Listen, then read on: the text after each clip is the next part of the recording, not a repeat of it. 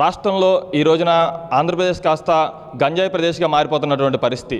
ఈ రోజున ఏకంగా సాక్షాత్తు ఎంపీనే ఈ రోజున దొరికినటువంటి పరిస్థితి ఉందంటే ఇంక ఏ విధంగా ఈ ప్రభుత్వం సామాన్యులకి భరోసా ఇస్తా అని చెప్పి మేము ప్రశ్నిస్తూ ఉన్నాం. ఈ రోజున రాష్ట్రంలో పోలీసు యంత్రాంగం ఒక పక్కన సైకిల్ యాత్ర నిర్వహిస్తుంది, ఒక పక్కనేమో హోమ్ మినిస్టర్ గారేమో గంజాయిని నిర్మూలిస్తాము, రాష్ట్రంలో ఎక్కడైనా సరే ఏ అవాంఛనీయ సంఘటనలు జరిగినా మాకు తెలియజేయండి, మేము వెంటనే చర్యలు తీసుకుంటా ఉన్నాం. మరి ఈ రోజు సాక్షాత్తు మీ ఎంపీ దొరికినటువంటి పరిస్థితి. మరి ఈ విధంగా మీరు ఏ విధంగా ఈ రోజున భరోసా ఇస్తారు? ఈ రోజున ఒక పక్కనేమో పేపర్లోనూ లేదా మీటింగుల్లోనూ మేము గంజాయి నిర్మూలిస్తామని చెప్పి పెద్ద ఎత్తున స్టేట్మెంట్లు ఇస్తారు, ఓ పక్కనేమో ఎంపీలు ఎమ్మెల్యేలు దగ్గర ఉండేటువంటి అనుచరులే ఈ రోజున గంజాయి వాడుతున్నటువంటి పరిస్థితి. ఓ పక్కన ఎంపీ గారు సాక్షాత్తు ఇలా ఇతర రాష్ట్రాల్లో రేవు పార్టీల్లో అట్లా దొరుకుతూ ఉంటుంటే మరి ఈ రోజున మీరు ఏ విధంగా ఈ యొక్క కూటమి ప్రభుత్వం భరోసా ఇస్తుంది?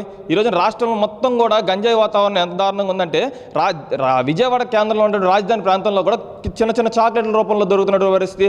మరి ఈ విధంగా వ్యవహరిస్తూ ఉంటే కేవలం సామాన్యుడి దగ్గర నుండి ఎంపీ దాకా కూడా ఈ విధంగా వ్యవహరిస్తూ ఉంటే ఈ రోజున ప్రభుత్వం ఏ విధంగా వీటి మీద చర్యలు తీసుకుంటారని చెప్పి మేము తెలియజేస్తా ఉన్నాం. ఖచ్చితంగా గంజాయి కానీ డ్రగ్స్ కానీ ఏ విధమైనటువంటి వాతావరణం కూడా ఎక్కడున్నా సరే దాన్ని నిర్మూలించాల్సిన బాధ్యత కేంద్ర ప్రభుత్వాన్ని, రాష్ట్ర ప్రభుత్వాన్ని. సాక్షాత్ ఈ రోజున ఎంపీనే దొరికాడు కాబట్టి ఎంపీ మీద ఖచ్చితంగా చర్యలు తీసుకోవాల్సినటువంటి బాధ్యత ఈ రాష్ట్ర ప్రభుత్వం మీద ఉందని చెప్పి తెలియజేసుకుంటూ తన యొక్క రాజీనామా కూడా నైతిక బాధ్యత వహిస్తూ రాజీనామా చేయాల్సినటువంటి అవసరం కూడా ఉందని చెప్పి మేము ఎంపీ గారికి తెలియజేస్తా ఉన్నాం.